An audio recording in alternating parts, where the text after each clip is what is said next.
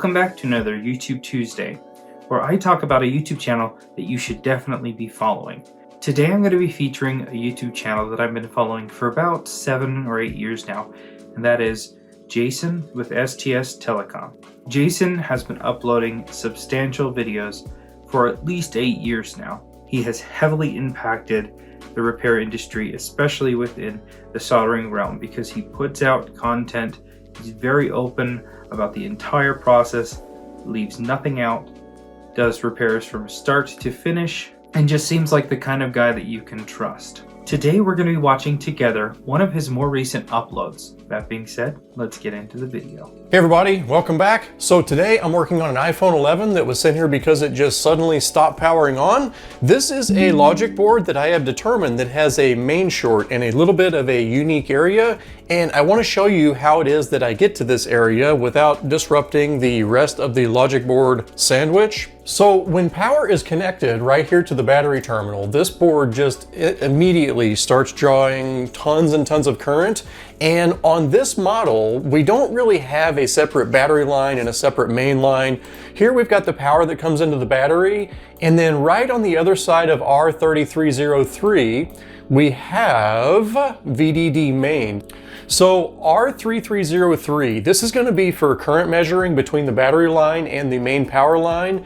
Essentially, we have the battery line and the main power rail just connected together through something that has very, very low resistance. This thing is measuring the current draw by just measuring the voltage drop across that resistor. So we really don't have to worry about a separate main power line and a separate battery power line. So that resistor is a very large resistor.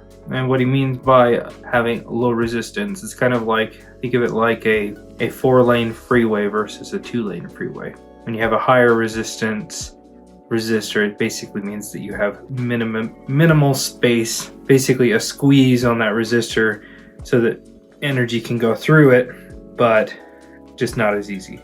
It's as if you're putting a funnel, you're squeezing on it so it can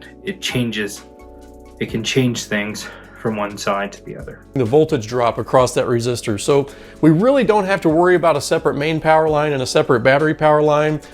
If we check this board for continuity to ground at the battery terminal, I'm going to use ohms mode here, and I've got my black probe on ground, red probe right on the battery line, and I am getting 0.5. So it's measuring a ½ ohm to ground, and if I just take my two probes and touch them together, my meter reads 0.4. So this board has essentially a direct short to ground.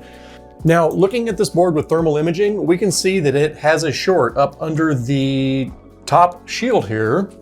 So with determining that this short is most likely underneath this top shield, it is time to remove that. Now, the solder that is used, I don't know if you caught that, but he's basically peeking through the hole in the top of the shield, and he's actually able to pinpoint the at least part of the component that is shorting through that little hole in the top of the shield there.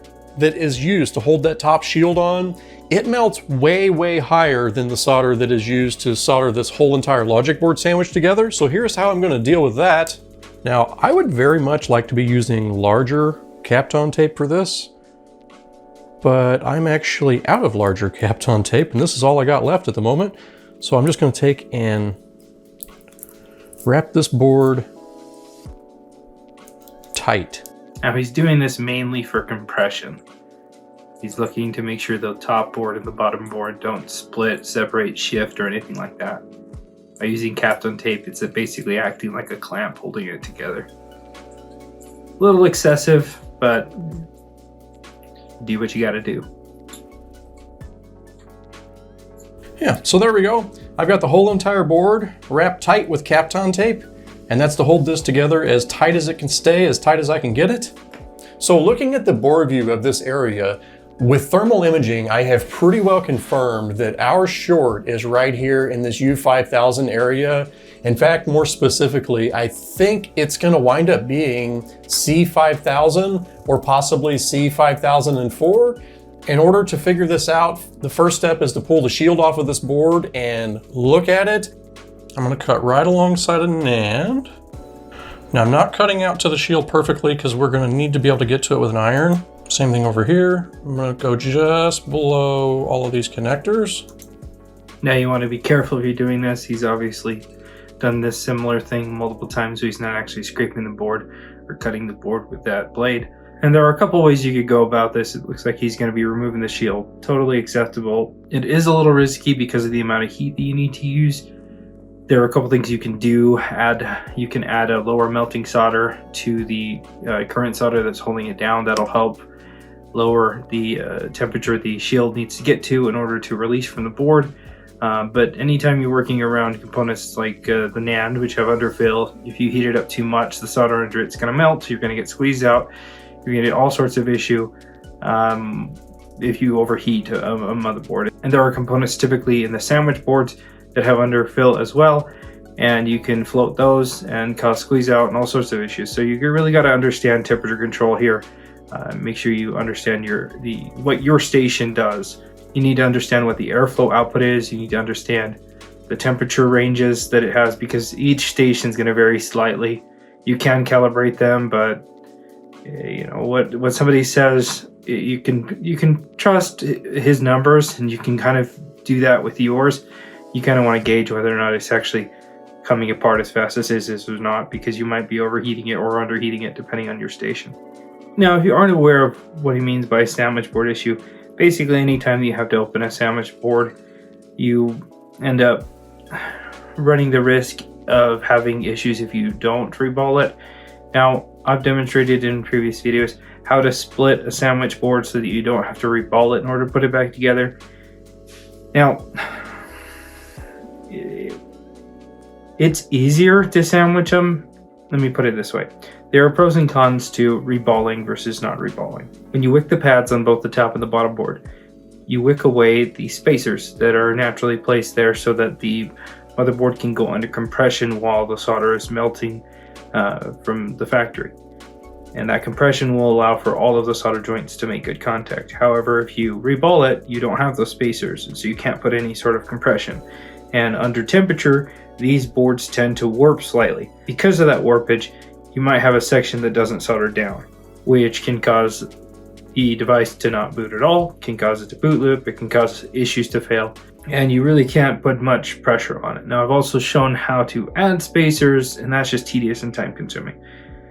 So when you're working on a motherboard like this, where you need to apply temperature that could potentially cause an issue with the sandwich, you want to do everything to mitigate having to work with the sandwich at all. You can tell how much time he's putting into it because he's experienced and knows that I don't want to spend that extra hour dealing with the sandwich problem, a minimum hour, to reball the whole thing and put it back together and check everything, and it's just no fun. All right. I think we can pretty much stop right there. I'm gonna flip this around and clean out alongside a NAND. I'm gonna use 220 degrees C with an airflow of 65. I might turn that down a little bit because I don't wanna be melting the solder between the board layers. And right now I'm just going after this goop that is right here between NAND and that shield. And this stuff at room temperature, it is hard as a rock. So we have to warm it up quite a bit to get it to melt. Once that stuff is hot enough, it should actually peel out of there in chunks. Now this is a number 11 surgical blade that I'm using. Thank you to the viewer that sent this in here for me to try out. So far it looks like it may in some ways be a little smaller than the number 11 X-Acto. All right, we're just about up to temp. It's starting to come out of there in bigger chunks. That garbage cleaned out of there. Now I can tell you by laying my hand on this board, we are nowhere close to having melted those perimeter balls yet. So we're gonna just get flux all the way around the perimeter of this goofy little shield. Now some people prefer to cut these. I prefer not to because I want to put it right back on like I found it. Cutting it may be less barbaric, but it looks like total garbage. All right. So this stuff, this low melt, I'll leave a link to it in the description below. It melts ridiculously low. Like if I touch that shield with it, it's probably already melting some. Yeah, look at it. It's already molten, and I can lay my hand on that board. This stuff melts at 138, which isn't even as hot as a cup of coffee. Like a good cup of coffee, I think, is coming out around 150, 160. 138 solder is definitely something to use in removing things. Now, 138 is basically a solder that, in my opinion, never should be used on the to solder something and leave permanently. It's mainly there for to be able to. 138 is basically there to mix with factory solder to make the soldering easier. Now, you can solder with it technically, but there are properties to it that makes it so that the conductivity that it has is just not as strong as a higher melting point solder. You could solder this back on with like a 148 or a 158, basically the same temperature you'd use for the sandwich. But 138 isn't really a solder that I would recommend using to solder components back on with, especially components that are going to see any action, like a connector or a charge port or something like that. So right here, I've still got my hot air set on 220. And I'm just going to take this stuff and try to get it to suck up and flow in here. We don't have to get a long NAND because you'll see this stuff will travel all by itself.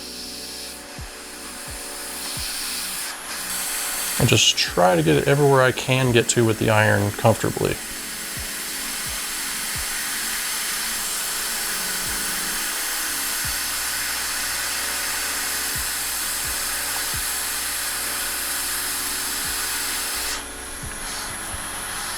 Now, I would really rather not get this low melt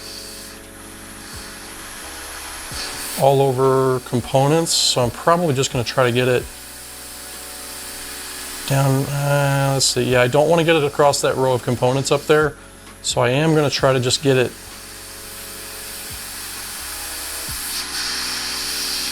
down in here and probably stop right about there.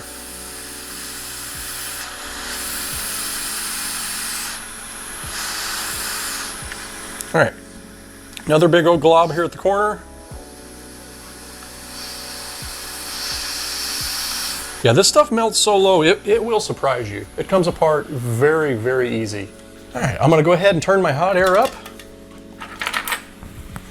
And I'm gonna switch to a number 11 X-Acto blade because I don't wanna get this crap all over the surgical blade. I wanna save that for better things. Now I'm gonna start trying to get this thing to separate here at the corner, which we should see pretty quickly. Now, something to know, when splitting this, you want to make sure, if you're going to be using this method where you stick a knife in, that you basically just twist it. Make sure you're only twisting and you're not moving, because what might happen is you might slip under and knock a component, which can create kind of a domino effect and just push a bunch.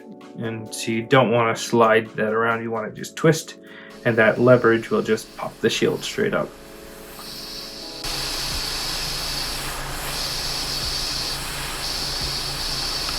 And if it doesn't, I'm going to add more of this slop to it.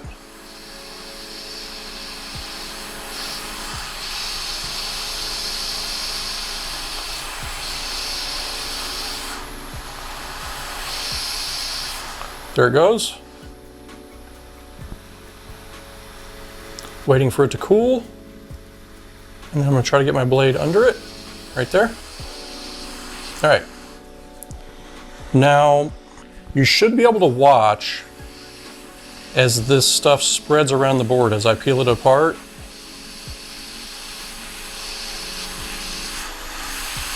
It'll actually travel all the way around, and it's going to allow me to pull this off here with very, very little heat.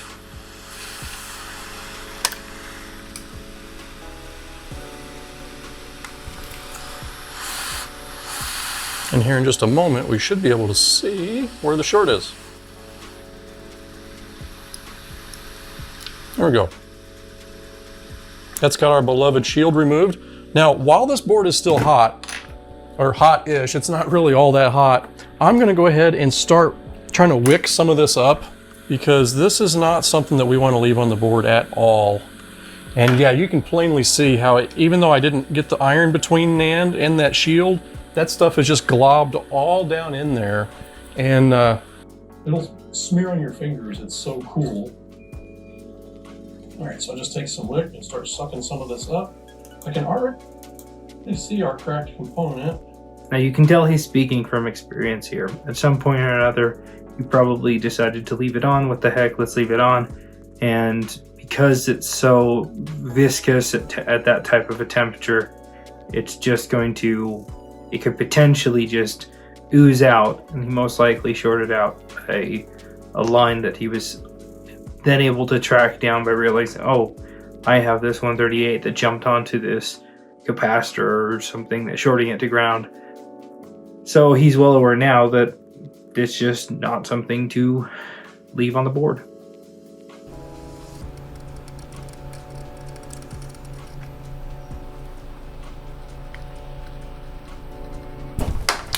All right, now that I've got that shield removed and I've got the nasty alloy that I used to do so removed from the board, we can zoom right on in and have a gander at the suspect component here. It's going to be this gnarly looking cap right here that looks just completely awful. Compared to the one next to it, you can tell that it's had a little bit of heating. That's most likely my fault from sitting here cooking it with 6 amps, taking pictures for this video. And to get rid of that short, we're just going to take and pop it right on off the board.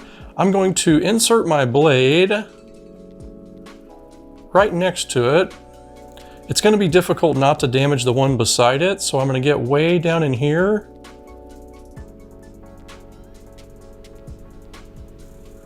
And try to put all the force just on that one cap. We don't want to pop the one off next to it. We want to pop only that one off. In fact, it's in an easy enough spot to get to. Let's just use the iron instead of risking breaking something. Watch me try to take that cap off of there and then snap the IC next to it. It'd be something I would do while recording. All right, so let's just add a little bit of flux here.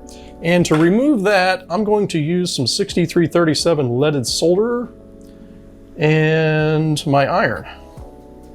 The iron is going to give me the additional heat that I need, and the leaded solder is going to lower the temperature of the alloy. So we're just going to flood down in one side of it, which I can't really get to all that well, but I can get to this side of it. Keep heating it with an iron and pop it off there with the iron. There we go. That was much, much more graceful. All right, let's get this area warmed up and clean that off.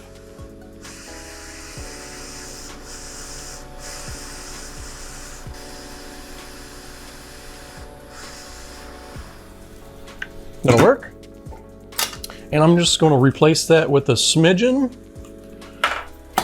of 6337 leaded solder.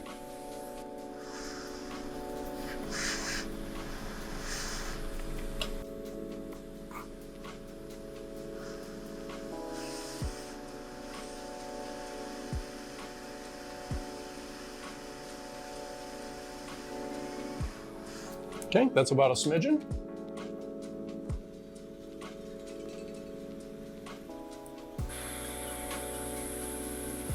All right, now I'm going to take us a brand spanking new capacitor. It's obvious that he's joking about that because And put that right you down don't on the board. typically just have every type of capacitor laying around. It's a pulled capacitor. He probably sourced it by looking at the schematic, finding out the value that it has, and searching it on another logic board, if not pulling it straight from a donor board in that specific spot.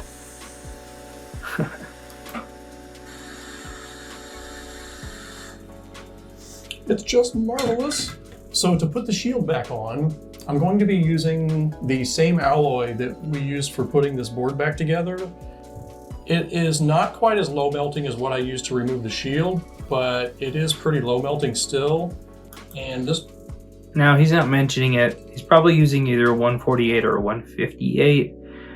They're both kind of used. The 148 is typically used on your iPhone X10 models, your iPhone.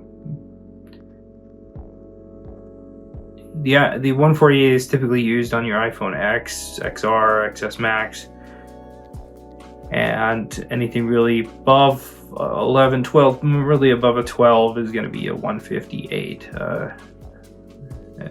at least a 158. So he's probably using a 148 here, I'm guessing. And this will work nicely to hold the shield in place. It won't fall off. And again, it will also travel around the board just like the other stuff did, so I don't have to get it absolutely everywhere. I would like to.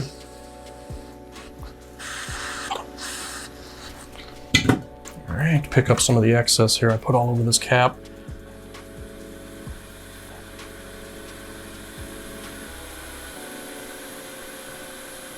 There we go, that's gonna be pretty good. Now, before I slop the shield back on here, I'm gonna take up as much of this flux as I can. I will put a tiny bit of flux on the old shield itself and not so much on the board.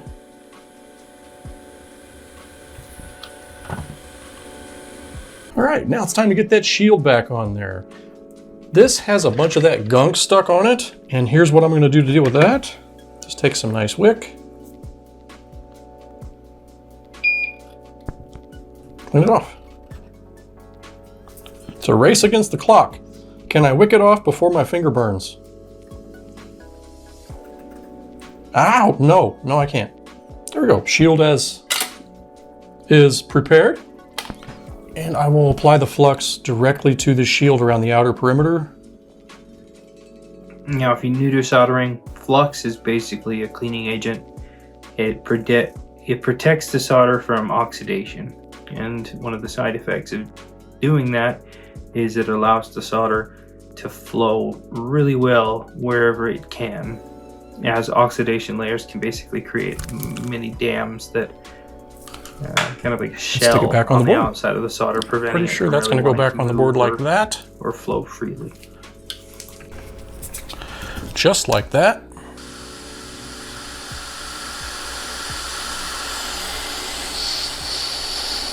Okay, I see it melting along the side at the bottom. Here it's melting along the top.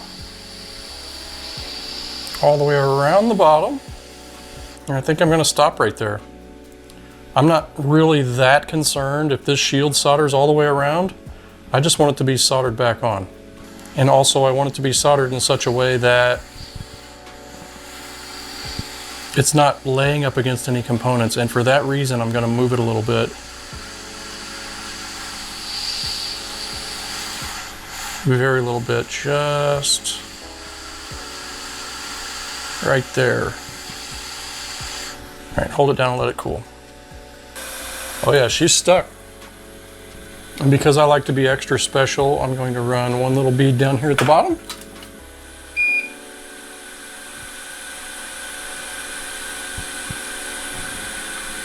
And then the same thing at the top.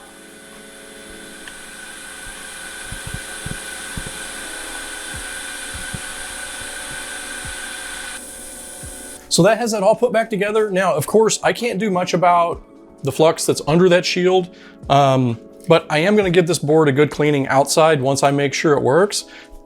Now, with all the tape removed, we can get a look at the edges of the board and have a look and see if I have floated anything or caused any harm. I am expecting quite a bit of flux to be oozing out all over the place, but what did not happen, and I'm very pleased to say, the logic board sandwich is still in one piece, and I am not going to have to deal with any sandwich issues. Let's go ahead and check and make sure that little short to ground is gone, and for that I'll check right at the battery terminal. So I've got the meter set in diode mode, and if we had a short, this would be close to 0.00. We are getting 0.30. That is a completely acceptable reading for VCC main. This board is going to be good to go, and this is going to be a happy customer. So there we go. I've got this board all cleaned up, and you can see that that shield is actually soldered back on there pretty nicely. And I'm reasonably confident that it's not going to be falling off of there anytime soon. And the last thing I will do to this board before reassembling everything into the housing is I will go ahead and put all of the stickers back on it. I've got it all reassembled into the housing, and oop, you know what? I almost forgot that battery connector. It's actually very important to make sure these pins are not recessed back up inside that connector like that is right there. This is from being worked on excessively and other people trying to get it working and whatnot. We're going to just want to give that little pin a push from the inside out and pull it out of that plastic like that. And then do the same thing right here on this other one. A little bit. That. Now, what he's kind of doing there is you can imagine that portion of the metal is like a C. Not only is he kind of pushing down and pulling it so that it moves a little bit, it's actually kind of getting kind of compressed in so that it has a really good amount of compression. That way the data lines that allow the communication between the charging IC, the TriStar, the CPU, and the BMS on the battery to communicate properly so that it'll actually charge and show the data properly. A little bit. That is going to keep this thing from having battery data issues, which would cause this phone to reboot every 3 minutes. And all right, I'm gonna slap a screen on it, see if it works. So I've got a brand spanking new adhesive gasket installed. I've got everything reconnected and I'm just about ready to give this thing a test run. And I have just noticed that this phone did not come with any retaining brackets, screws, pinlock screws, or anything to put it back together. And it actually came in 2 pieces. I'm also staring at a note here that says, please send it back in 2 halves without reassembling. So that actually explains the missing pieces. All right, our output voltage is 4.8 volts. I'm going to connect a charger, 300 milliamps, 400 milliamps, Apple logo. And this phone is booting. We're now drawing 1 amp of charging current. I got a charge connect tone, and we are up to a lock screen with working touch.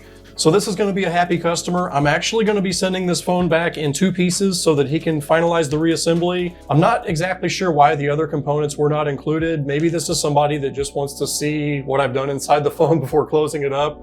That's completely reasonable, I guess. But anyways, if you like my videos, please give me a big thumbs up. It really helps me a lot to keep going and helps YouTube to recommend my videos. And I will see you in the next one. Have a good day, everybody. Thanks for watching. And there we go. As you can tell, Jason knows his stuff. I highly recommend giving him a follow, and especially if you're looking to get started in micro soldering or have already started and you're not exactly sure where to go, his videos will be a great source as he covers a wide variety of issues on basically every single model of device. If you have a channel in mind or have a channel yourself and you'd like to be featured, leave it in the comments below. That way others might have a chance to take a look and we'll see if you got what it takes. Thanks a ton for watching. We'll see you in the next video.